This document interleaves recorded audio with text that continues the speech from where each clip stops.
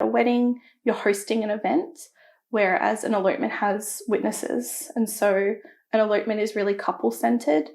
You can bring 20 people and still have an elopement in our eyes. It's more of the, I guess, spirit behind it, rather than, we're hosting an event and it has to be at this time and we have to have chairs for this person and these two people can't sit together and what are we going to eat? And oh, my mum doesn't like that, and her grandma's not happy with this. And whereas an elopement is, hi, we're getting married at this place this time. We would love for you to come. If not, all good. Welcome to More Than Money with your host, Ross Murray. This episode of More Than Money is brought to you by More Time Financial, a financial planning company who are on a mission to help young Australians make smarter decisions with money by providing real-life financial advice, coaching, and financial education. Hello, it's your host, Ross Murray. Welcome to More Than Money. This is a podcast for people who like to do things a little bit differently. Those who aren't willing to settle for normal or what society expects of them. On this podcast, I have real conversations about lifestyle, money, and business.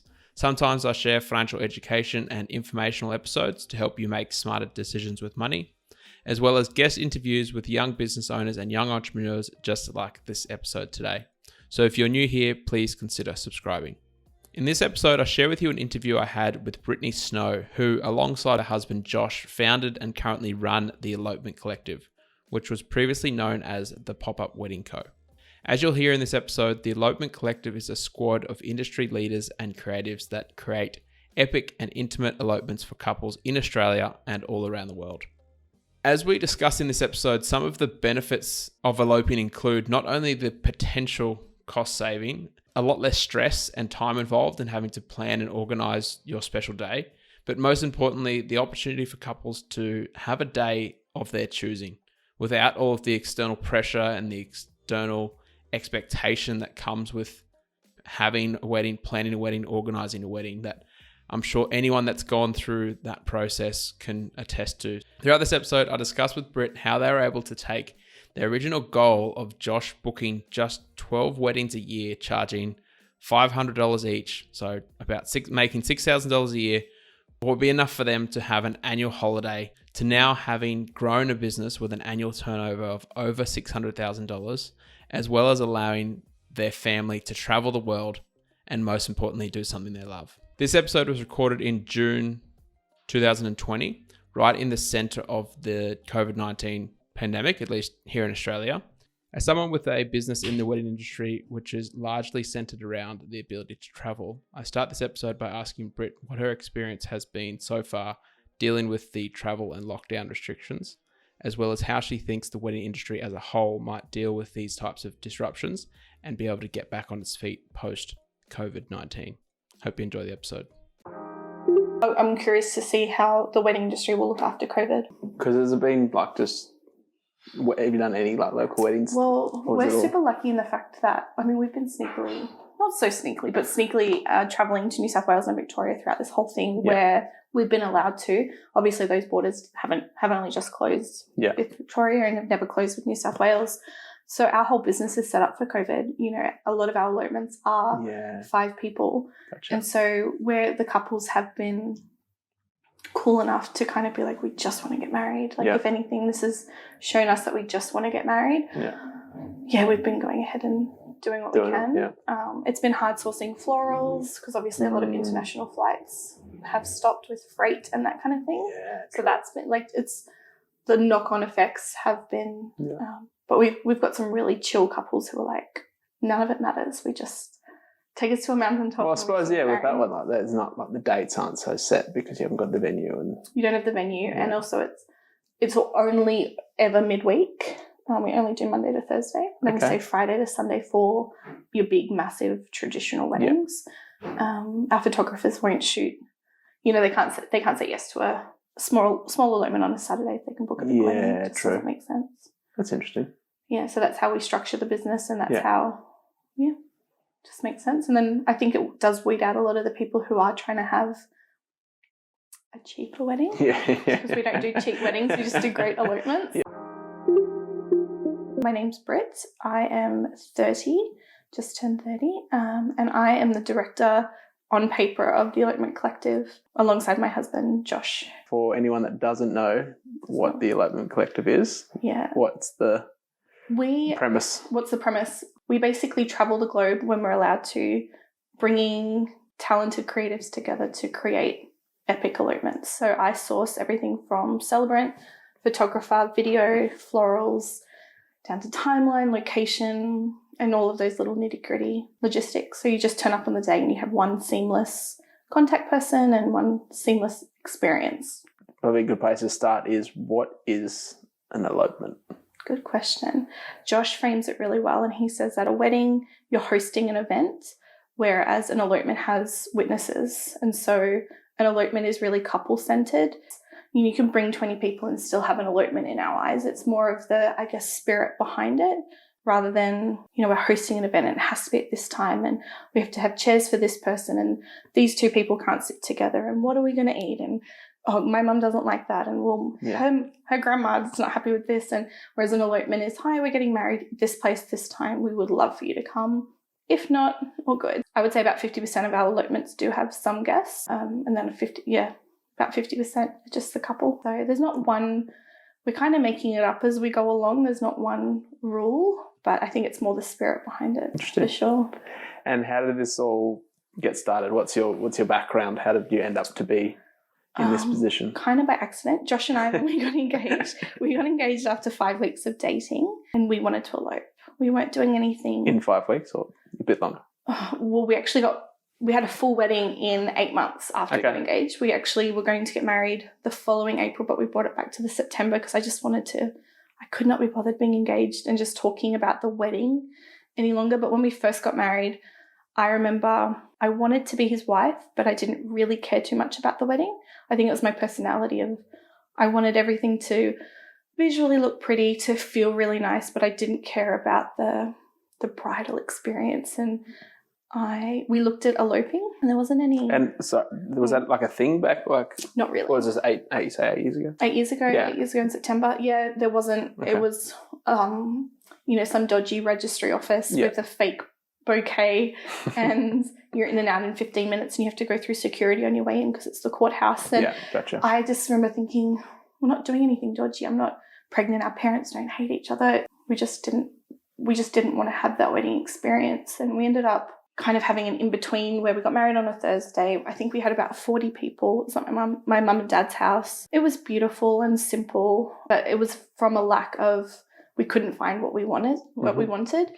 Yeah, I think when Josh had been a married celebrant since before we got together. He was working in full-time talkback radio when we first got married. And I remember I said to him, if you just did a wedding a month and charged $500 or $600 and we saved that money, we could go on a really cool holiday and not have to save for it. That was our whole idea. So he came to me and goes, okay, there's this wedding expo. And I'd never been to a wedding expo, but he was like, it's $1,200, which was the limit on my credit card. And then he goes, it's $1,200. If I book 2 weddings, it will, our costs will at least be covered. So I was like, maxing out my credit card. I've never done that. I never used it. It was just for emergencies. And I'm like, fine, let's do it. Worst comes to worst, what's $1,200? So we did it, maxed out our credit cards. Went to this expo. That day he booked something like 20 or 30 weddings. 20 or 30. And what did you bank on? 2? 2. We're like, 2. We need to cover our costs, 2. And at that point he said, he was like, if you book me this weekend, I'll MC your wedding for free, your reception. And so booked a bunch. And it just, I think in our first year, we were both working full time, not in the wedding industry, but we booked 80 weddings. 80 in the first year. 80 in the first year. And it was, my memory of that year was just us working. It was intense but good. It was only working weekends, so like the weddings mainly on weekends. Mainly on the weekends. Yeah. So he would do Monday to Friday at 4 BC and then go all over Brisbane and wherever he'd be, for weddings. His boss said to him, you need to pick weddings or radio. And Josh came home and he was like, I think I want to do this full time. I think like we're onto something here. At that point, the industry, it was very stale. It was, your old retired English teacher would become a celebrant, and there was nothing. Josh had the gift of the gab, obviously being in radio, could talk to a brick wall. I remember it took me a week because I'd always grown up with a dad who worked full time. And what were you doing then? I was in visual merchandising with Mecca brand. So I was the operations manager. So again, a very full-time job. Yeah, and then I was just like, fine, let's just do it. And I just remember, I was like, it was honestly the most nerve-wracking thing. And I remember doing all the maths. I was like, worst comes to worst, we can live off my wage. Like worst comes to worst. And we quit and kind of never looked back. So how long ago was that? That would have been, we got married 2012. That would have been 2013. So I did 12 months of you both working full time and him doing that on the side. Did 80 weddings.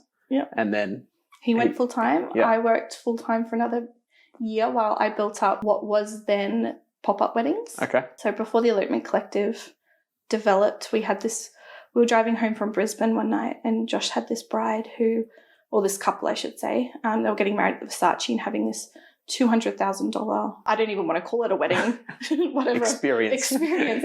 And she was so stressed and her expectations were so high, as they would be if you were spending, that much money on one day. I would hope so, yeah. And I said to Josh, I was like, isn't it such a pity that we couldn't, like a bride, a few brides couldn't get together, hire one venue, like spend $5,000 styling it with florals and have their kind of 1 hour ceremonies across the day. Like the load on the environment's lowered and, you're not wasting, because literally the ceremony setup's there for an hour and then it is pulled down and all those florals are dumped in the bin. And I was like, wouldn't it be really cool? And, blah, blah, blah. Josh goes, well, if you think it would be cool, like, is there a business idea there? I'm like, no, I'm not in the wedding industry.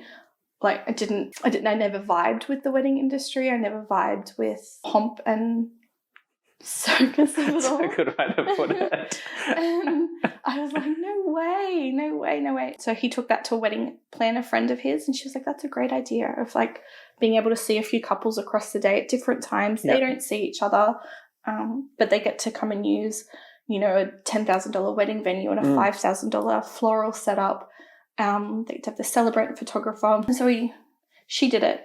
And so she and Josh did it together. They had a weekend where they got a few couples in, and it just wasn't done amazingly. And I was like, well, if you're going to do it, I'll help and I'll make it. Let me take it over and let's see if I can really make it a thing. My type A personality. And I think we went to Perth. We randomly popped up in Perth, and I think we had 12 couples across one weekend. Channel 7 came to interview us.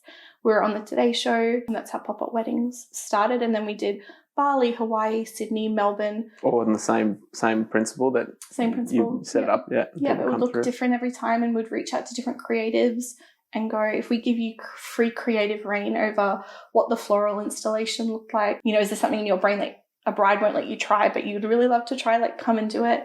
They would have obviously all the photos from the day, and we would, on our busiest weekends, we had 24 couples in 2 days in Perth. That was a bit intense. We had 2 different locations. What was the time span between slots? We had 2 celebrants. The venue just really worked for it. It was 2 very separate areas, but we had half an hour in between them. We got to the end of it and Josh was like, oh my gosh, I don't know how you pulled that off. But it just worked really well, and I think the team knew what I expected, and it just really flowed. But we also got to the end of the day and Josh was like, that was a bit much. It was a bit intense. 24 is the limit. 24. Oh my Lord. So we did Hawaii, which was incredible. Yeah, we just...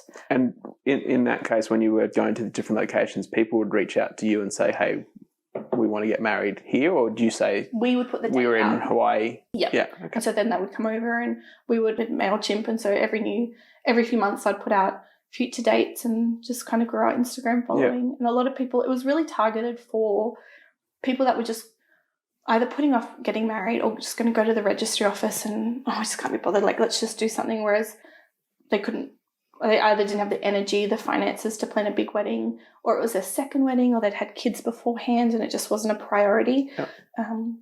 And they could still come, have a beautiful day, have incredible photos, but it wasn't this big event that they had to worry about. So there was a huge market for it, for sure. And it was really successful. So how long did you run that for?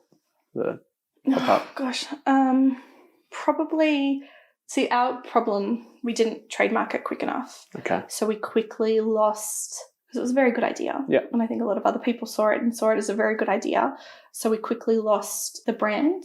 It was Gold Coast Pop-Up Weddings, and then, Albury Pop-Up Weddings. And by the time, and then they kind of took what we created in this really simple, beautiful, easy product, and you could bring 100 guests. And I'm like, well, 100 guests in an hour doesn't work. Yeah. And then, well, you can have a cake. Well, who wants to quickly get married and quickly eat a whole cake? And, so we lost the power of our brand. And so people were coming to us, and I think the waters were just a bit muddied from what our easy brand was. And so I was in the shower one night washing my hair, and I came out. I said to Josh, what about the Elopement Collective?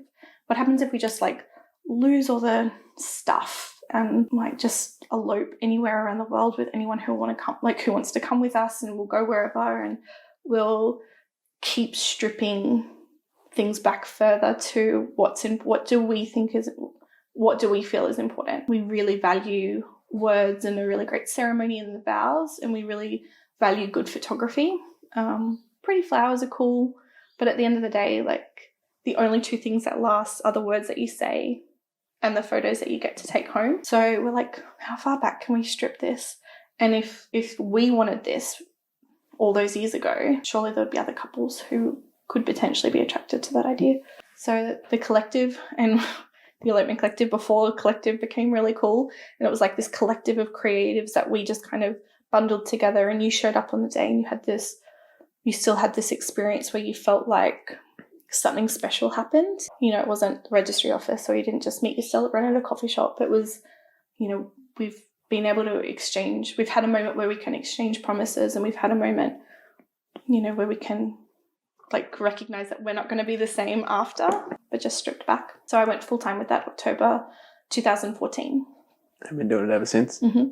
I was sitting on a plane on the way to New York, and Josh drafted my resignation letter. I was really unhappy in my job, and he was like, you're allowed to press send. And I remember press send and quickly turned my phone off and sat on the plane for 17 hours. And just in case they're going to get a quick reply. HR. Yeah. So you say it was 2014 Josh started, or Josh quit? No, Josh quit 2013. 2013. Yeah. So then you did the pop-up weddings. Pop-ups continued into 2000. I think the Elopement Collective was kind of born 2016. So you were working full-time for those 2 years? Yeah. So I went full-time with pop-ups. It was gotcha. quite successful. October 2014. And then as we kind of realized that we were losing the brand, and we were seeing articles, we had friends send us articles where other wedding industry people would be like, I developed the concept at my dining table with my husband. I'm like, my gosh, you've just read, honey, your Instagram's been around since 2015. It's just, you can't fight every battle, and you can't send a million lawyers letters, and you have to run your own race. But it was really heartbreaking watching this thing where you're that's just a straight lie. Yeah, it was just lost, I could see the brand, and it was just slipping through our fingers. And so I think we had to, my motto was copy what we did yesterday, but they don't know what we're going to do tomorrow. And so that's always been our thing of we can never get complacent because people pop up. Literally. So that was, I think, about 2016. Okay. The Elopement Collective really started, and that's been your and Josh's full-time. Mm-hmm. Yeah, full-time thing. So Josh does 4 years. Yeah. So Josh, he does full big regular weddings outside of the Elopement Collective, but the Elopement Collective has been my full-time thing for a long time. It's amazing. Yeah. So I'm sure over the last 4 years it's been some interesting ups and downs, and sleepless nights, and for sure. Even if it is, I guess, you compare organising major big weddings as stressful, I'm sure with the intricacies of travel and all the different pieces of what you guys do, there'd be just as many stresses. I think any job where you're holding people's expectations, you exchange a few emails with people that followed you online for so long, and then they book, and all of a sudden, all of their expectations, whether practical and real, they just fall in your lap, and that is really heavy. And there's sometimes where you're like, it's just what you're asking is physically not possible. I can't make the ring go. What's a ridiculous request? We want a beachy green city wedding. And I'm like, oh, okay, but that doesn't exist. Like I can't give you a major city on the beach on top of a green hill. Why not? You said you could. I want it. I'm pretty sure I saw it on Pinterest, and I think Pinterest has killed, like blows people's expectations out. Yeah. And, even Instagram, I look at something, I'm like, oh, they're two models, and, they're sitting on top of a hill with their backpacks on eating a pizza. And I'm like, oh, okay, well, why is their backpacks still on? Did they eat pizza before they started hiking or after they started hiking? Because the pizza's going to be cold. And so it's not this romantic photo shoot that I think people look at and they're like, this is what I want. But I'm like, cool. You want a wedding cake on top of a 45-minute hike. Yeah. It's just not practical. It's silly. And so I think a lot of it's just managing expectations and retraining people's brain to know that sometimes in simplicity is just, that's where the beauty lies, and that's where the special moments can really flourish. You don't need the balloon arbor and the cake on a hill always. Yeah. How much of what you guys do is the travel element, or do you do a lot of your stuff that's just local? Like just that doesn't have to be depends on a normal year. Yeah, sure. Outside of 2020. Non-COVID year, yeah. The travel stuff's definitely growing. I don't know what that will look like into the future. Yeah. I would say maybe 50%. 50% overseas, maybe 50% within Australia. We do a lot of work in Sydney, a lot of work in Victoria. We don't plan people's travel, so we don't book or facilitate any of that. We hook them up. We've got some great travel agents if they feel they need a little bit of support with that. I remember our first overseas booking, it was to Oregon, Portland. We booked this really cool couple. He was a tattoo artist and she was just so cool. And she emailed. Where were you? Were you here or? Gold Coast, yeah. Yeah, okay. So we were on the Gold Coast, they were in Sydney, and they're like, oh, we just love Portland. Like, we just have such great memories and would love to elope there. And two of our really good friends and Elopement Collective photographers live in Portland, so it just I was like, perfect. Yeah, and I remember getting her email, and we have to act really cool, but at the same time, you're like, holy shit, if this happens. I'm like, no one's going to fly us. No one is going to pay, a $12,000 invoice to fly me and Josh to America. Like, that's just ridiculous. And they did. And they were like, yeah, we'll just do it. And we went over, and it was just the most fun day. And we just drove around Oregon, marrying them, shooting photos, and afterwards we were about to drop them home and like, we're starving, do you guys want to all go out for dinner? So we went out for burgers after their elopement because they had a fancy dinner booked the night after. So we had burgers, and it was just one of those dreamy experiences where we never expected it, we never really asked for it. And I think we still feel that way every time someone comes to us going, we want to take you here, we want to book you in Iceland. We want to, it doesn't get old. You still try and play it cool? I think now we're so busy, and now we've got a kid. I'm just like, I think I go into it thinking it's not going to happen, so I don't emotionally put too much in it. But every time we get the booking form through, I'm like, holy moly, people trust us, and I don't think that feeling will ever get old. I hope it doesn't. So in that case, one of the questions I had was because you seem to do obviously a lot of travel. That seems to be a big element. It sounds like the business side of it came first, and then the travel was just 100%. An add-on. That wasn't intentional to be like, we're going to get people to pay us to travel the world. No way. It was never the aim, because we started this whole thing because, hey, if you do a wedding in a fortnight, we could go on a holiday without having to save for it. Wouldn't that be amazing? Yeah. Honestly, Bali once a year was our dream, I think, when we first got married. And, working full-time, living in a major city, it was kind of, we were both living in Brisbane. We thought that that's kind of, and then we'd hustle and save for a house and, have that 4 weeks off a year and go to Bali. And so we never, ever dreamed. I never thought I'd be working for myself. I never thought, I studied journalism at school, at uni. Same. And even now Josh is like, would you go back and do marketing? I'm like, well, I don't know what else I could learn other than I have a really successful business based on really good marketing and obviously a good product, but people have to get in the door with good marketing. I don't know. I think I'd be bored sitting in a classroom learning about how to. I've got a marketing degree, and it's not worth it. Trust me. Don't go back.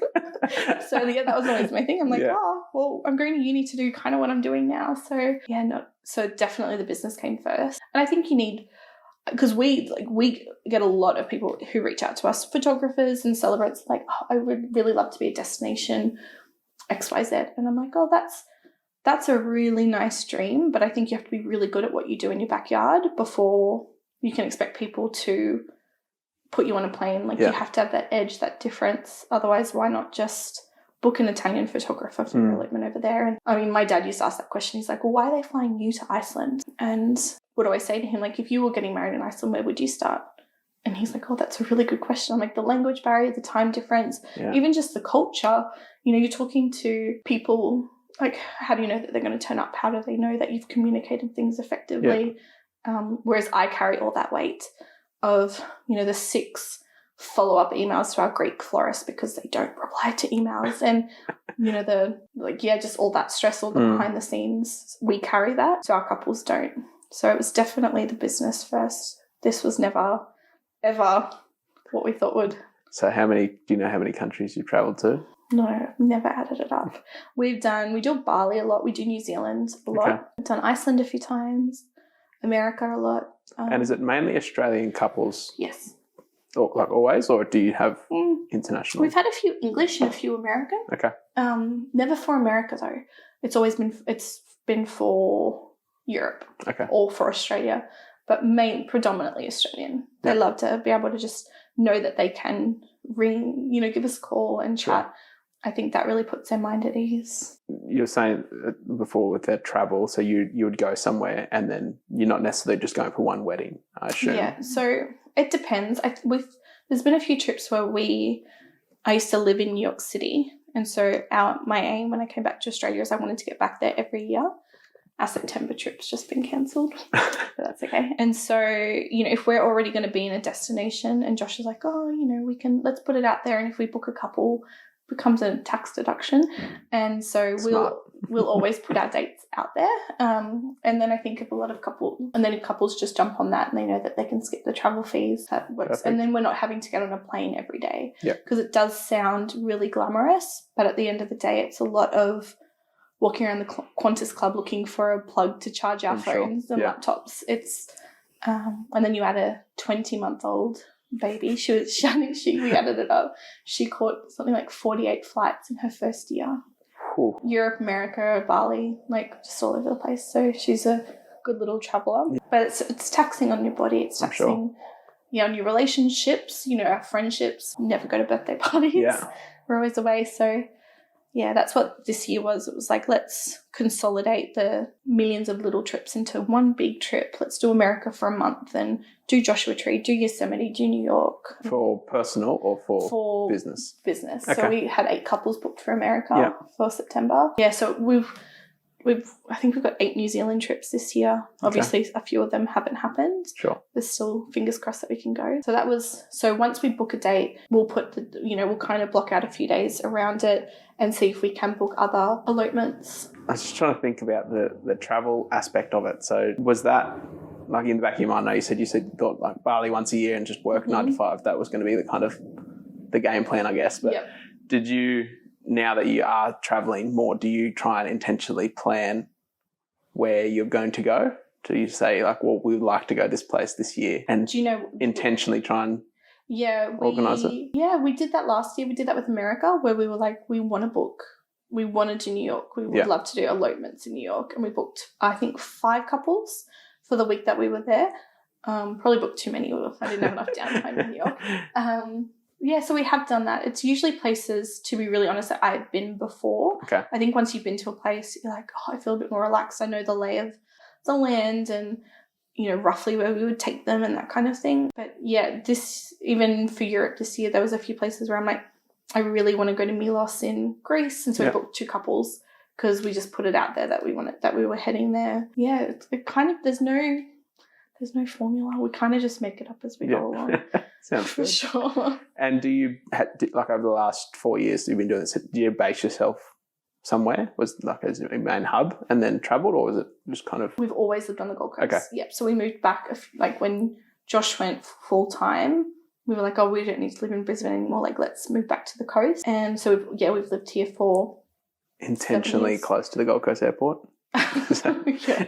I know, it's funny, when we moved to Tugun, everybody asks us, they're like, is this why you bought a house in Tugun? We're like, no.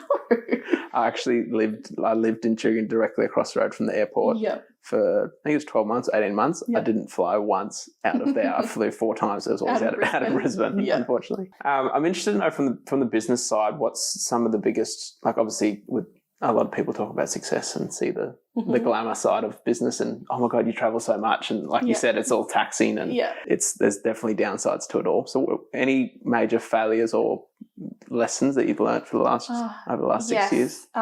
Self-employment's definitely not for the faint of heart. And I think you have to have a why. Otherwise, I think the first hurdle just knocks you out. And it would be easier for me to work full-time at Coles. 100%. Obviously wouldn't make as much money and wouldn't have the freedom I have, but man, it would be so nice sometimes just to work for somebody be able to switch off and really or leave work. And like it's 5 o'clock. Yeah. You had me till 5. I think, oh gosh, there's been so many lessons. Like our first year of both being self-employed, we underestimated how much we would earn. So we had a $40,000 tax bill. So that wiped out our house savings and shit problem, good problem, but still a shit. And our accountant's like, the more tax you pay, the more you... And we're like, no, we understand that, but we just... we weren't expecting it. And so the few years after that, every time tax time would come around, I'm like, I would be holding my breath and anxiety until we got the tax bill and, just you're hoping that you saved enough. I've always... And I think I've learned that, even though you're starting here, plan and put processes in as if you're already at stage 10, because it's really hard. It's really hard to catch up when you're busy. It's really easy to start your zero account, on day one, and it's really easy to, just do all of the back end boring stuff. Make sure that you get a lawyer to do your contracts. Get a good lawyer, get a good accountant, and it's okay to have contracts, and it's okay to want to make money, and it's okay to want to be sustainable, for sure. I think we'd set it up that, in the beginning you'd put a $200 deposit down, the rest was due 2 weeks before, and that's all well and good, but if people weren't getting married till a year later, your cash flow is horrible. It's not a great recipe. And, if things change and people cancel or dates move and whatnot, so we've learnt, so now it's a $700 deposit, and the rest is due within 4 months or 1 month before, whichever comes first. Okay. And that just helps with cash flow. Yeah. So got bills to pay like everyone else. Cash flow is a little bit important in business, apparently. It's a little bit important. As a girl who had a $1,200 credit card, cash flow is very important. So it's just we've just learnt, and I think, we manage a team of about 50 creatives around the globe as well, and making sure that I wasn't great in the beginning at really making my expectations known. I was like, I just trust you. You're a great photographer. You just do what you think. Whereas I think people really thrive from, knowing I need these 5 shots, but the rest can be whatever, whatever comes to mind. And so I've been better at people managing and realizing that that's not a negative thing. But in regards to business, we've learnt a lot as we've gone along. I think having a lawyer that's in your pocket is really good. Having contracts that are based on Australian law, not American law that you've copied and pasted from Pinterest, for sure. I think just starting as you want to finish, not starting and going, I've got no bookings now, so I can do everything on an Excel spreadsheet, because that's not sustainable long term. And those $15 a month little subscriptions to things that your accountant can log into and give you advice has been really helpful along the way. Oh, and save for tax. Have a separate account that you can't get into and save for tax, for sure. Good thinking. I'd second that for sure. And I assume probably what adds to that complexity a little bit of obviously running your own business is then both of you working, you and your partner both being in business together. I assume there's probably some complexities that come with that as well. Do you know what? I think, to be really honest, we work really well together.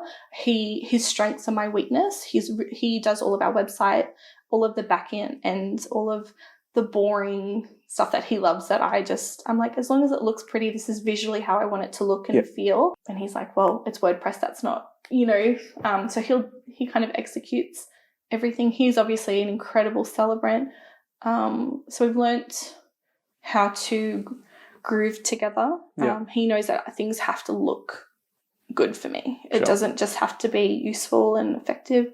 So he's learnt that as we've gone along. I think the biggest hurdle for us has been personally figuring out how both of us see money. We grew up really differently.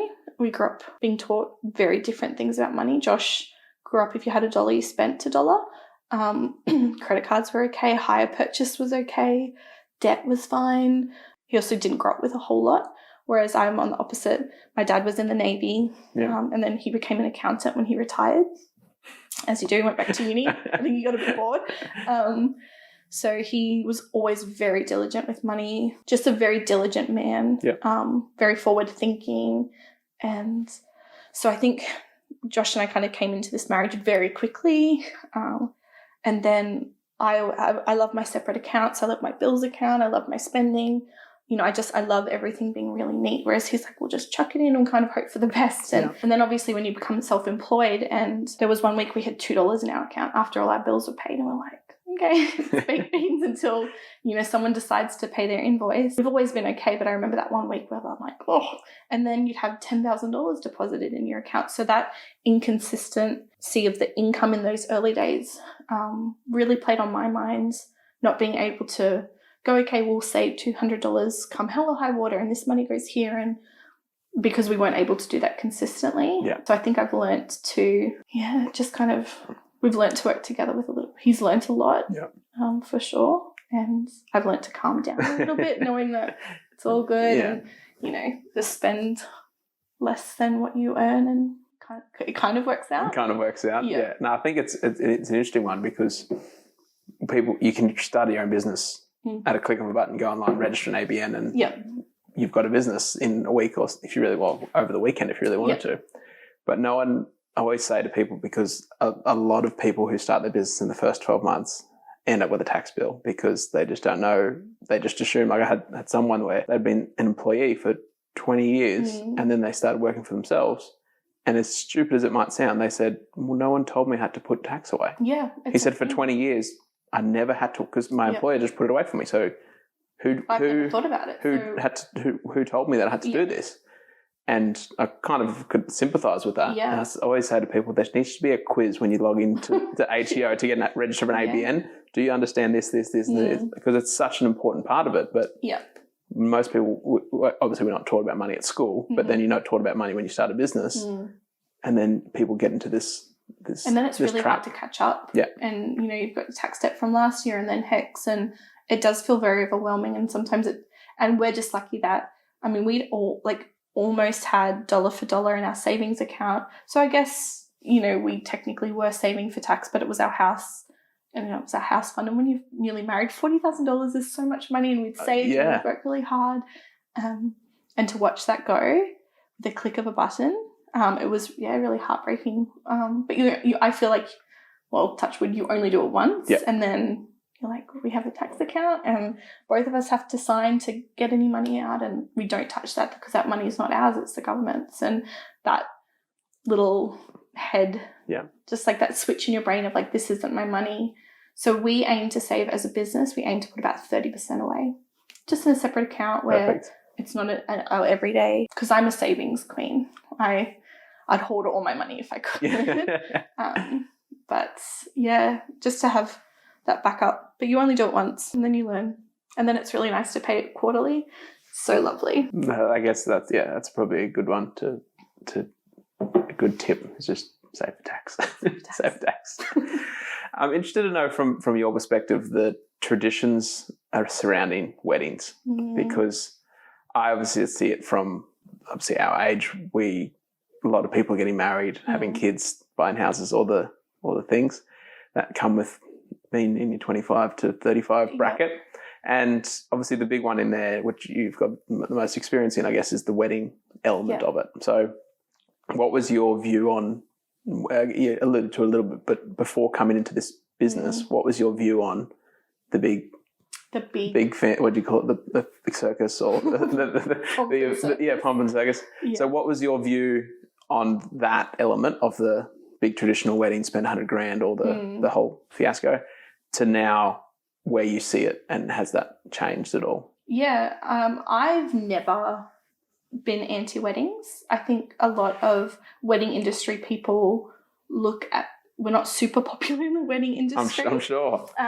We're the Uber of, wedding businesses.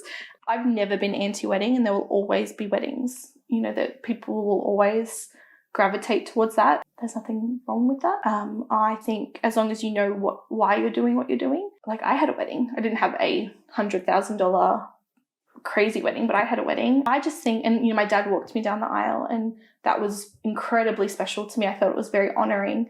And Josh looks at that tradition and he's like, yeah, but back in the day, dads would be selling their daughters essentially. So that's how the walking down the aisle came about. And I'm like, oh, that's fine, but it's still very honoring for my dad to walk me down. And so that was a wedding tradition that I had not thought about, but I guess I grew up thinking about it. Like, my dad will walk me down the aisle one day and that's going to be really special. But I didn't care about having a wedding cake. And my mum was like, you have to have a wedding cake. And I said, that's fine. If you want me to have one, you've got to pay for it. I look back and I'm like, I was a bit sassy because I was like, oh, we're going to be eating and drinking and dancing. Like, who cares? Does anyone care about the wedding cake? Really? Yeah. And so she paid for it and we had one and it was fine. And I think I was eating it for the next 18 months in our freezer. There's so much left over. And, it was an $800 tradition that was very important to her. So she bought our wedding cake. But even, I think society's changed a lot since I got married. This whole term of minimalists, of being really intentional, being really mindful. I don't think I think for the most part, people are gearing more towards the quality rather than quantity. I think weddings are reflecting that for sure. And so we are seeing, it's very rare for Josh to get a 200-person wedding anymore. Okay. They're all around the kind of 40, 50, 60, maybe 100 people. Yeah. And they're just nice and intimate. And I think with certain magazines coming out and just different blogs and different companies like ours where we're like, if you genuinely want that, that's fine. But, there are other options. You don't have to wear white. Yeah. We know you're not a virgin. You don't have to wear white. But if you want to, awesome. But just make sure that you understand that there are a million different options. And if you throw them all out and only invite back the traditions that you want, you'll have a day that really reflects you guys as a couple. I'm interested to know, like, maybe a wedding planner might be more apt to answer the question, but I think I'm interested to know of how many people actually go through that with like that intent to say, well, what do we want? Like, do we want this? Do we want that? Or is it just because you should, like, as you said with the wedding cakes, like, well, you have to have a wedding cake, like, you have to, or you have to have this, or you have to invite this. Like, I think it's a personality thing within families. Like, I look at my dad's side of our family and they are very traditional. They love tradition and it's important to them. They use the glass that was my grandma's, that was her mum's, and, this glass for this and this fork for this. Yeah. Whereas my mum's side of the family is very much like bring your drinks and we'll supply the meat kind of people. Yeah. So just even watching the family dynamics, I was always very free to do what I wanted to a certain extent. I remember my dad's like, I'll give you $10,000 if you elope. Like, I'll take your $10,000 and have, but my cousin had a $30,000 wedding. It would be maybe 10 or 12 years ago. That's a lot of money back then. And it was beautiful, but we ended up the exact same married at the end of our days. And I think a lot of our couples, the majority, I would say a good majority of our couples come to us and their inquiry email is, we've planned our wedding, we've decided we don't want it. Interesting. It's so heartwarming because we get so much flack from a lot of, well, not so much now, but when we started, we got a lot of pushback from the industry. Yeah. So it is really beautiful to see that people have been on that journey where, we need this, we need chair sashes, we need this and this and this, and, to all of a sudden going, whoa, it's not us, it doesn't feel like us. The quotes coming back, don't line up with where we're at or where we want to be. A lot of our couples, like, we want to buy a house. That's important to us, or we want to start a family, or, we just found out we've got to do IVF. And so all of a sudden spending $40,000 on a wedding when we need to spend $12,000 on IVF just doesn't add up. Yeah. So we get a lot of really beautiful, interesting journeys. How, like, I suppose you might not know, but I'm interested to know how many people, like, how far along that journey they get. Is it like, are they 2 months out and then they're like, fuck it? We've had some people who have paid deposits and lost a considerable amount of money with other vendors and then have come to us. I would say it would be in the early planning stages of, we just got a bunch of quotes back and we've realised this doesn't really line up with our values. I don't know of a couple who have a month out decided. I think by then a lot of people are like, we've committed, everything's paid for. Yeah. For sure. Yeah. What a hard decision that would be. Yeah, it's such a slippery slope. And like, I think everything you've just said, getting married, having children, buying a house, all those things. And what I see from my side is, I say it a lot, but those two words of like, you should and then you must. There's so much external pressure, parental pressure, like your partners, friends, social media, like 100%. All these things that it's like, well, you should. Or you must invite that person. You must invite, or you must do this at this certain time. You can't buy a house until you're married. Like all these like traditions, which I think it seems to be, I guess, like probably our generation are kind of knocking that trend. Yeah. And it's like, well, they're getting married and not having kids, or they're having kids and not getting married, or they're renting, and all these things are out of whack. And I think it's challenging it, which is parents. they're going crazy. Yeah. For sure. But yeah, I think it's just super interesting. And from my side, I'm sure you see it more, but it seems to be that the eloping is becoming more popular. Would you? Yeah, absolutely. Yeah. I used to joke, I'm like, we didn't recreate the wheel, but we definitely made it cool. And I think even a lot of photographers and florists and just different wedding creatives are jumping on board the elopement bandwagon, because the couples, for the most part, are chill and cool and relaxed and really focus on what's important. So they're people that we want to work with. You know, the stressed out bridezillas, groomzillas, mother of the groom. You know, they're not people that, they're people that pay the bills, but they're not always ones that fulfill your soul, where you go home and you're like, oh, I made a difference today. But we've had some beautiful stories, and you know, where you actually go home from an elopement and you're like, we made a difference in their lives today. We had this one bride and her partner. It's very rare for a groom to reach out. First, it's usually the woman. And he reached out to us going, she has a really bad anxiety disorder. We've planned 4 or 5 weddings and she just hasn't been able to go through or to either book or execute them. I need you to just plan everything, let me know when to turn up, and I'll turn up with her. And obviously I spoke to her along the way, and colours and photographer and that kind of stuff. But we literally planned a day for them, and they just... she came to us afterwards and she was like, I would never have gotten married. Like, I needed someone to just do it. And I went home that night. I was like, we really made a difference. Yeah. So there's been some stories like that have been really, really cool. Well, I guess when you're there at one of the most intimate moments, potentially at one of the most, I guess it's... No, 100%. I don't always attend them. I only attend them if we legally need another witness. Okay. Just because I'm like, it is so intimate, and it does feel very weird that, you know, their family wasn't invited, but I'm here watching it, and I'll only go if I'm needed. Yeah, okay. Because it is so intimate. It doesn't always feel... I do feel like an outsider sometimes, for sure. Yeah, I think it's just an interesting thing that I wonder how many people back in the day, like maybe our parents' generation, like, I guess the courthouses, that seems to be like the stereotype of when people hear eloping, they're like, oh, we'll go to the courthouse. And, I didn't need an elopement planner. Yeah. Every Uber driver is like, oh, is there much of a market for that? I'm like, well, you pick me up every Wednesday and take me to the airport, so yes. I'm interested around the travel element, because that's a big area. What's your favourite destination that you've been to? Do you know what? People always ask us what our favourite destination. I'm sure. Family and friends, and we have really special memories of particular couples in particular locations. We did the most incredible Joshua Tree elopement, and this couple was our first or second one there, and they were just, this was 3 or 4 years ago, and they were just breathtaking, and that was so full of soul. And Josh, myself, our photographer and our videographer, we all had to stop halfway through the ceremony and take a deep breath, because we were crying and sobbing that hard. So we've just had couples like that where you're like, just so soul fulfilling that. But as far as making our jobs really easy, Yosemite makes our jobs really easy.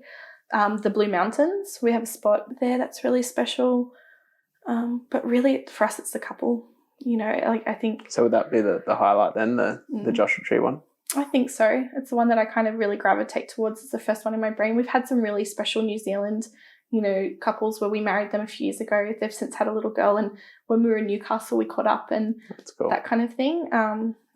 Our girls met, which was really fun. So yeah, we've had some really great couples that we're still friends with. Awesome. But New Zealand's epic. But that Joshua Tree couple, yeah, there's just certain ones that the experience for us was just seamless. The couple were just elopement collective couples. Yeah, okay. You know, they didn't just pay the bills. Yeah, sure. It was special. And you mentioned you have a team of creatives that sit behind you. So obviously I assume you and Josh are at the forefront and then we contract out and that's just dependent on location, or is that a little bit of both. So we have some couples who come to us and like, I need this photographer and I'll pay whatever to fly them. Yeah. And sometimes it is just purely location based. We work with we say that everyone's the same quality, they're just different styles. So it's whatever style kind of, I guess, you gravitate towards. Yeah, we let them pick. It is a package, but we do let them pick. They're creative because that's important. And has that changed the cost of that side, or is that just... So there's one package price. It obviously does fluctuate as we need it to, but it sits around the mid-$3,000 to $4,000 mark. And then if it's just plus travel. Gotcha. So if we need to get on a plane or stay overnight, we just charge whatever that is. Yeah, and we let everyone know before they book.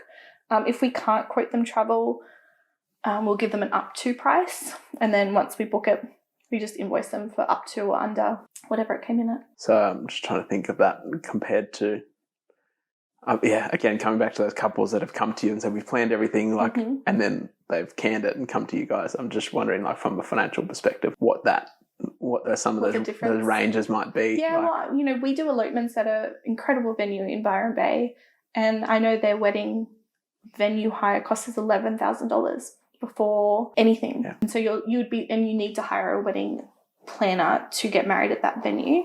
So you'd be looking at, I would say, at least $60,000 for a cheap wedding there, for sure. Byron Bay, massive. Sydney, massive. There's not really an easy way of keeping costs down. I wonder why the wedding industry weren't happy when you guys came on. There's enough for everyone to go around. I'm sure. We just joke that the people who come to us probably wouldn't be married if they hadn't found us.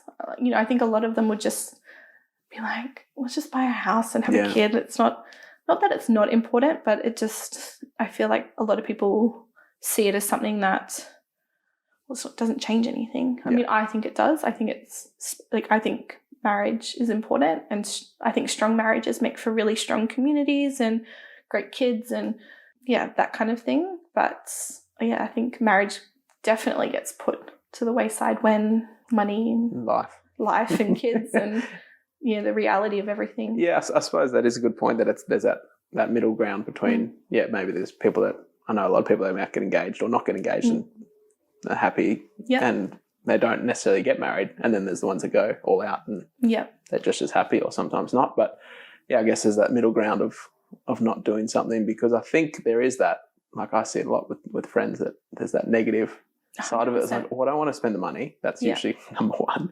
I don't want to go through the stress, like, so-and-so got married last month, now they're almost getting divorced because like they're stressed about it. It was 12 to 24 months of hell where they haven't talked about the relationship because they've been talking about the wedding. 100%. And I think, like, with all due respect to my wedding day and everyone's wedding days, it was one day. It wasn't the most special day of my life. I didn't feel like a princess. I felt nice. I felt very in love. I love the photos. It was a great day. There's nothing I would change about it, but it's not reality. Reality is paying your mortgage and sorting your fights out and grocery shopping, and, it's just like, I think, I do see why some couples do put it off, because it's such a lot of money for a day that's not reality. Yeah. It's a day where you play dress ups and you throw a really big party and, again, not anti-wedding. Yeah. But I just... Well, I think, like you said at the start regarding the definition, or how you say eloping is for other people. Yeah. That people-pleasing. You have to do that for 12 months. Do you want that, or do you just... Well, I don't say to you, let's have dinner in 18 months' time, and let's spend the next 18 months planning this dinner. you'd be like, that's the most ridiculous thing I've ever heard. Yeah. So these people who, and it's almost like life stops as you're planning your wedding. You know, it's like, well, after the wedding, we'll do this. And after the wedding, we'll go on that holiday. And after the wedding, we're going to buy a house. And after the wedding, we'll, you know, have a baby or, you know, whatever it is. I think, I remember I got to the Hilton at our wedding night and Josh sat on the bed and goes, well, thank God we don't have to talk about that anymore. And it was so nice to just be like, we don't have to talk about it. I don't have to talk about my ring, talk about my dress, and start using my brain. I think it's obviously not going to solve the problem of it, but it's just, it seems so interesting. And I, as I said, I think it's getting slowly, but I think it's becoming more and more people are realising that. I think when people realise, like, using something like the Elopement Collective, you really get the best of both worlds. And a lot of people will go on to have a big party afterwards. But I think when you lose that wedding word, you're like, we're just throwing a party because we eloped a month ago. I don't know, the pressure's off. Well, I know I went to it was an engagement party that was a secret wedding. And it was one of the best weddings, I guess, I've been to, because there was that expectation wasn't there of, well, the girls didn't go out and get the hair, nails and makeup done, which they would have, and got a new dress, which they would have done before going to their friend's wedding. So there wasn't that. There was the present. Well, you give a present for an engagement. It's a lot different to a wedding. There wasn't that expectation. It was just, we're rocking up for an engagement party. You don't have to kill like 2 hours in between the ceremony and the reception. And, you know, it's just, you don't have to, it's such a different vibe. We've got a few secret engagement party elopements coming up, and I'm really excited. Yeah. That's cool. It's fun. So we like to talk about the money aspect. And I mentioned to you before we started that everything that we've just talked about has the undertones of money involved. And there's not many decisions or conversations or things that happen in our lives that aren't involved. Money's not involved. 100%. Usually it's number one, but there's other things that it's maybe not the number one, but it's definitely there. So I'm always interested to know from your perspective, and obviously being similar age and the experiences you've had being self-employed and being in those moments with other people, of what do you see as money like meaning to you, or what's the importance of money to you? On a personal level or a business? I think, or maybe both. That could be interesting. I think there's so much freedom, not with necessarily having money, but telling your money where to go. I think this year, maybe COVID-19, you know, has reiterated how important it is to live well beneath your means. You know, we have a business that turns over just over $600,000 a year, and I drive a 5-year-old Mazda, you know, and I think there's a lot of freedom in having no debt other than property. And I think I'm learning that more and more. And I would say freedom for sure. And you mentioned a really interesting point about you and Josh having different money views. And that's something we spend a lot of time on, because again, it's just something that we've never taught about, money. And then you get in a relationship and you've got your baggage, I call it, because of family upbringings, right or wrong. And then he's got his, or the other person's got theirs. And then you come together, and it's fine, I guess, if you're just in a boyfriend-girlfriend situation. Then you get married, and then you might start having children. So then you need to make these decisions together. But they're so deeply ingrained in our behaviour and our emotions of how we talk about it or how we act. Like you said, you being the saver, he might be the spender, or he was used to using debt, you weren't. So there's such an interesting dynamic when it comes to it. And my mum always used to say that, you know, she was like, your baggage comes out, your different childhoods really come out when you get married. And I was like, oh, okay, mum, whatever. But it really does. And how you approach money is, like you said, it's how you approach everything. It's what your social life looks like. It's what your home looks like. It's the car you drive. It's and Josh, you know, his dad dropped him at a homeless shelter when he was 15 years old. So he's been out of home, obviously, without any family support for a long time. He's 38. So he approached money as that kind of, it was just survival. He never made all that, like, it was just a very average wage. And so he was never, when we first got together, I was like, do you not have a separate account for savings? Like, where do you put your savings? He's like, well, I just don't. He had the idea of saving to him. It never occurred to him to have a backup. And I'm like, oh, well, let's let's work out our bills and split it into, let's work out 6 months if you lost your job, and let's have that in savings. And like, he thought I was insane. You sound like the same conversations I have with people. Yeah, and like I have my own account. So all of our accounts are combined, and I have my own separate account that I just never closed when we combined everything. And I always have at least $3,000 in there. I don't know what for, and I don't know why. Emotionally, I just need that, but I feel like $3,000 could get me out of a lot of trouble should I ever need it. Yeah. And so that was something that emotionally I've said to him, I know it's there, but I need to have it, and I need it to just be mine. And he's like, I think you're crazy, but okay. And so we always have a $1,000 emergency fund for like little things that come up, and like, but he's really learned a lot. And I think when my dad passed away 2 years ago, we were left with about $300,000 that he had diligently put aside. And I think Josh had seen this beautiful legacy that Dad got to leave us, whereas he looks at his father, and all we'll inherit when he dies is debt. And so I think, he's kind of clicked over in his brain, like, we have the ability to change our children's lives and their children. And that, the 2 properties we've been able to buy, we've also obviously worked and whatnot. I'm sure. But the properties that we've been able to buy from the legacy that Dad has left, like I think that is inspiring to him. And so I think, he's learned a lot as we've gone along. But in the beginning, it was really hard because if something broke, he would just buy a new one. Yeah. And I'm like, it's amazing what you can live without. We lived out of 2 suitcases for the last 12 weeks because everything was in storage, and we were living in this little Airbnb apartment. And, unpacking all my stuff, I'm like, it's amazing what I've managed to live without.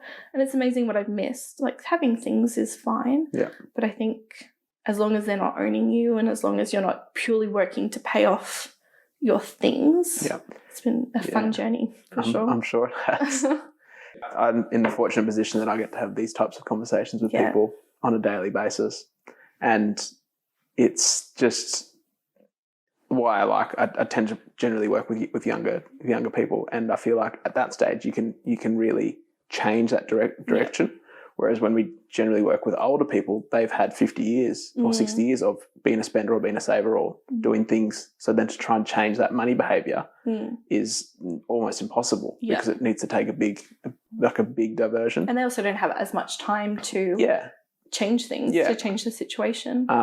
And one of the fortunate things that I get to see people towards that end of that journey of maybe how much they have or haven't saved for retirement, what it looks like if they pass away, and give their money to the children and that kind of thing. So it's not good, obviously, that you get to see that, but it's also a good lesson that you've been able to see so young what that looks like, a good outcome and a bad outcome, and how that very few people lose their dad at 30 or at 28. I was 24 weeks pregnant with Luna. It was a pretty tough year. I'm sure. But he and my mum was more of an emotional spender, but she was a great saver if she had something to save for. But she was very much like, I bought this pillow today because I'm feeling down.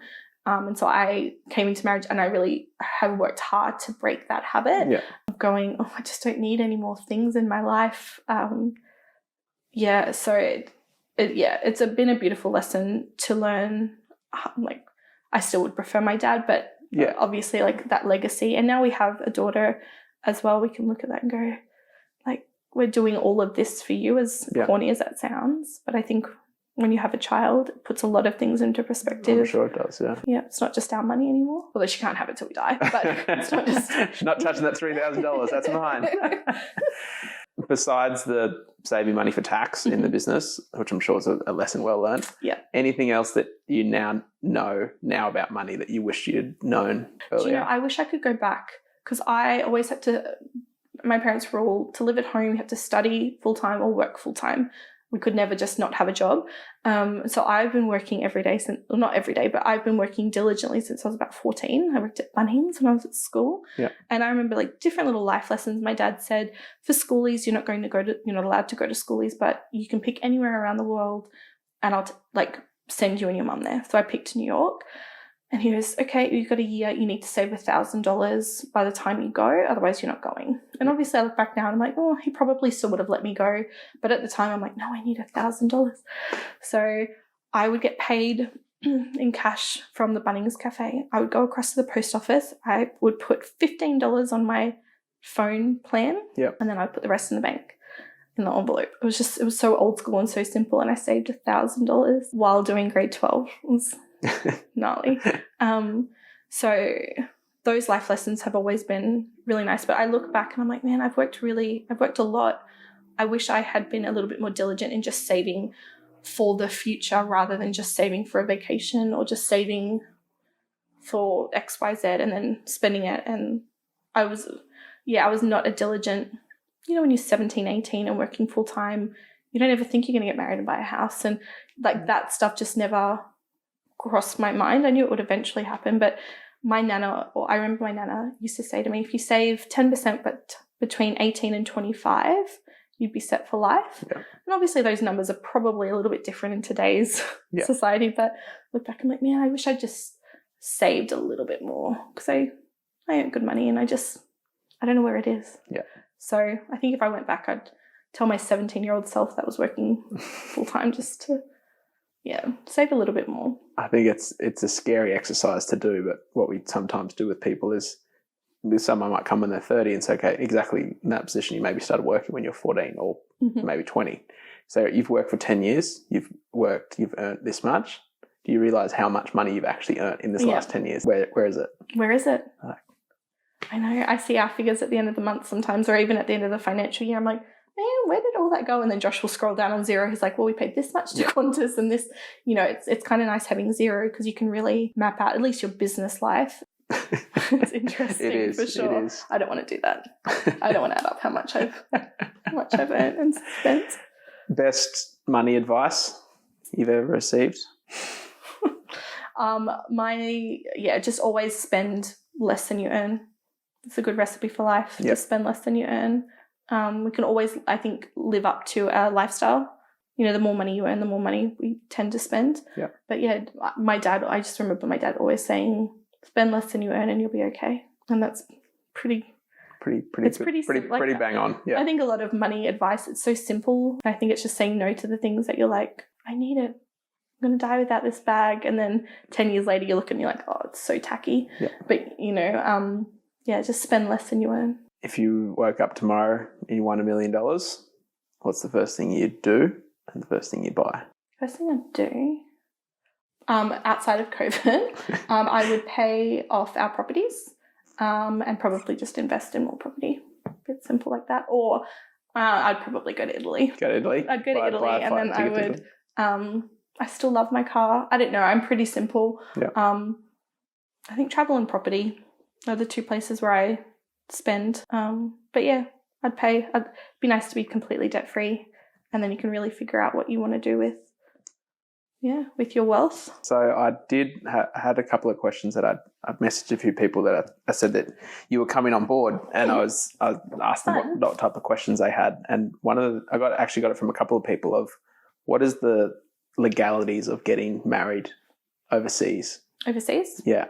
So Josh is registered to legally perform legal weddings, marriages, I should say, on Australian soil and on US soil. So we're fully registered for over there.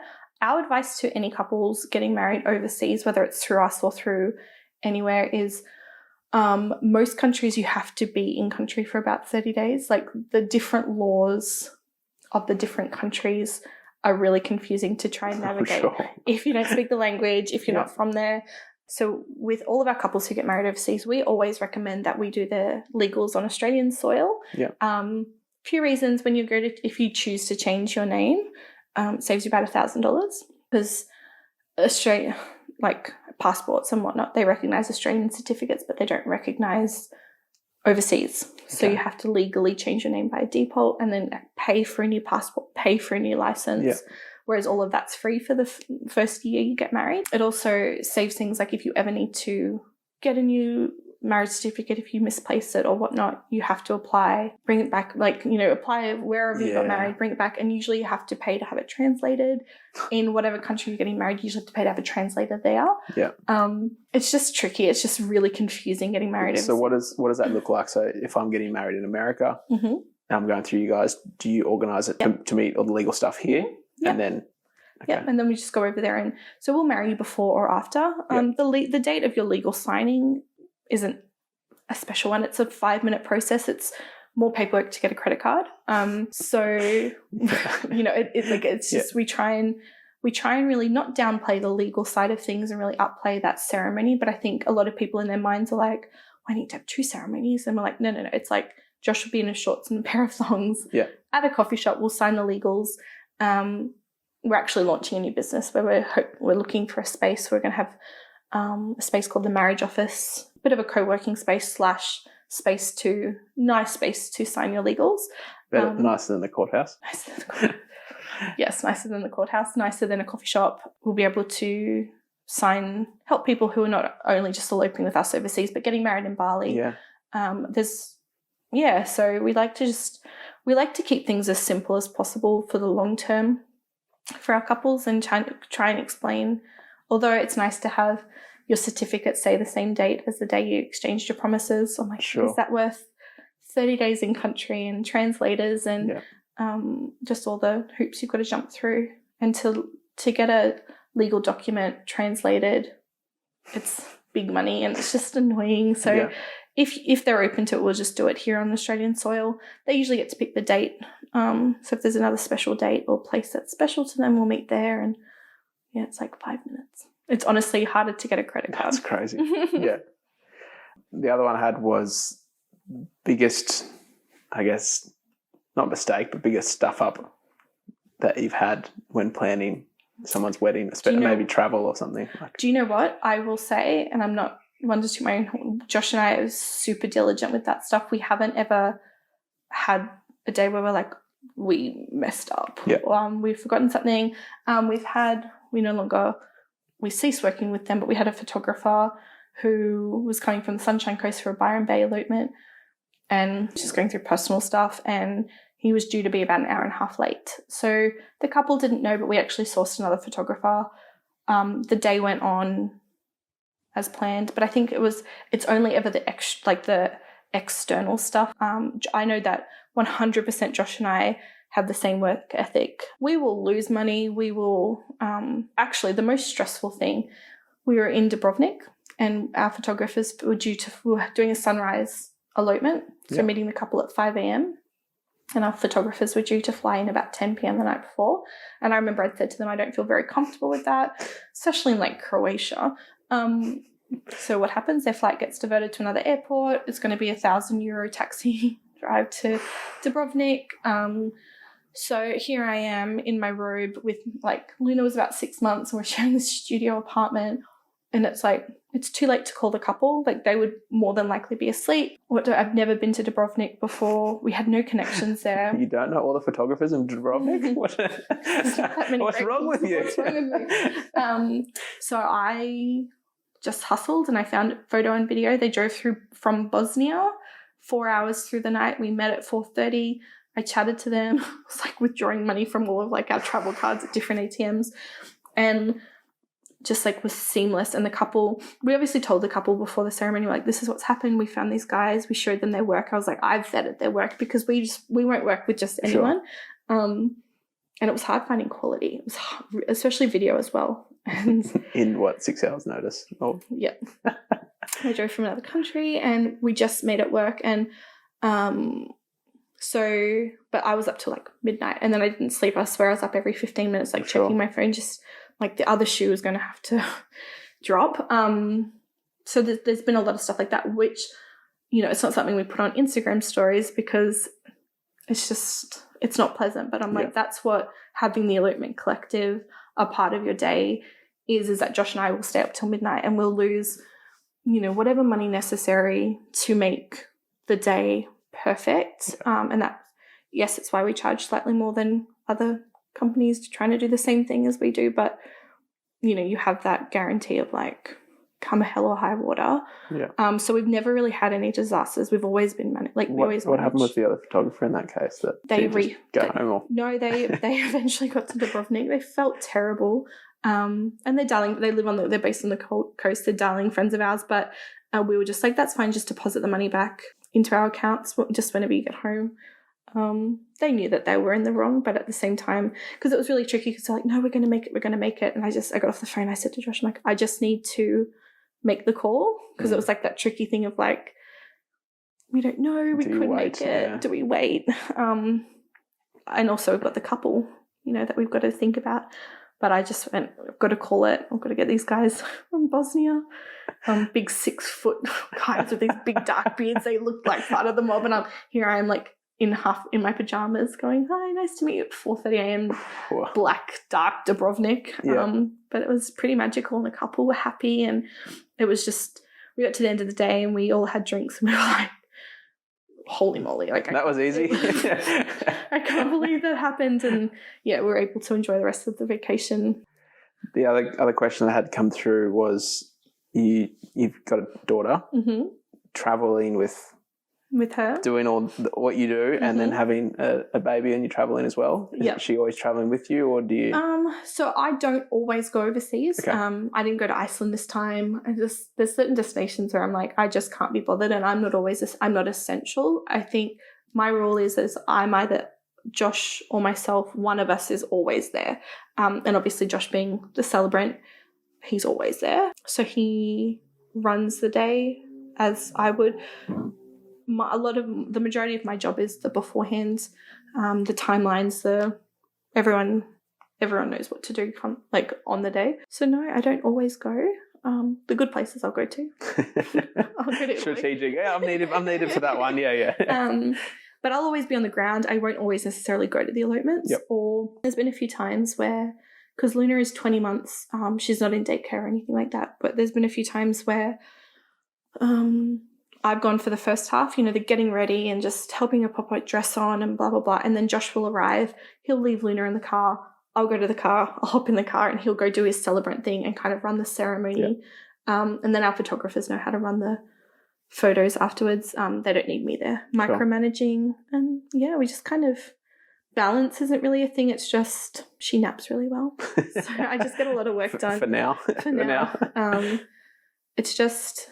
being really diligent, and if you have 15 minutes, I'm not on Instagram, I'm on my emails. Being pregnant this time around has been a little bit tricky, because I'm like, I might take 24 hours to reply to an inquiry, sure, which is not like me at all.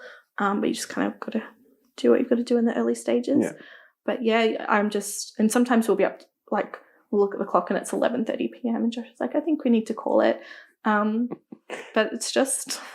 yeah, it's just hard work. And I've had friends who don't work for themselves who are like, we need to make more money. Like, what business can we start? I'm like, it's not the right frame of mind to start a business from. Yeah. Because when you're up at 11:30, you really need to know why you're doing what you're doing, not I just need to make more money. Yeah. And what would your why be? I think we get to choose everything in life. We get to choose the car we drive, who we marry, when we get married, what house we live in. You know, that we live in Palm Beach and not Ashmore, you know. But when it came to weddings, we didn't have much choice. And I think there's power in what we do and giving people choices. Yeah. And yeah, I love what we do. I think it's important for sure. That's amazing. I think that's the why. And you get the delicious couples that, you know, in between the hard ones, and yeah, you see the difference that you get to make, and then they get to walk away married and they're like, that was the best day ever. And that's really special. It makes all the hard work worth it, for sure. I'm always interested to know from other business owners the work-life balance. Mm-hmm. Does that exist? I don't. Maybe in our industry, you know, I think we don't expect to hear from our accountant at 10 p.m. I think when people are looking for answers pretty much straight away. that whole balance thing, I really strived for it when we first started in the business, but I don't think that exists. I think you have periods of life where it's, we're on a family vacation and we're not really working, or we're down here for Christmas and we'll just do maybe 20 minutes of quick emails a day. And then there are times where it's like Luna goes to my mum's and we are working all day, and that's all we do when we order food, and because we just need to get this done. So I don't think there's such thing as balance. I truly don't. I think I'm learning that it's ebbs and flows, and what's needed. It's like in any relationship, it's not always good, it's not always bad, it's not even balanced. You have your different periods where things are more important. For sure. Awesome. Final thing is, where is the best place for people to find out more about you and what you do? Instagram would probably be the easiest, Elopement Collective, or our website, which is elopementcollective.com.au. Thank you very much for your time. Thank you for having me. Hope you enjoyed that episode with Britt from the Elopement Collective. As always, you can find references to anything we discussed in the description below, as well as get the full show notes at rossmarais.com. So that's rossmarais.com. Be sure to head over to Instagram to find out more about Britt and her business. While you're there, if you aren't already following the More Than Money podcast page, be sure to do that as well, so you can stay up to date with all the future episodes. And most importantly, if you have a money or finance related question that you would like answered on future episodes, you can do so by DMing us your questions over on Instagram. See you next week. If you've enjoyed this episode of More Than Money, make sure that you subscribe to keep up to date with all of the latest episodes. And feel free to like, comment, and share with a friend.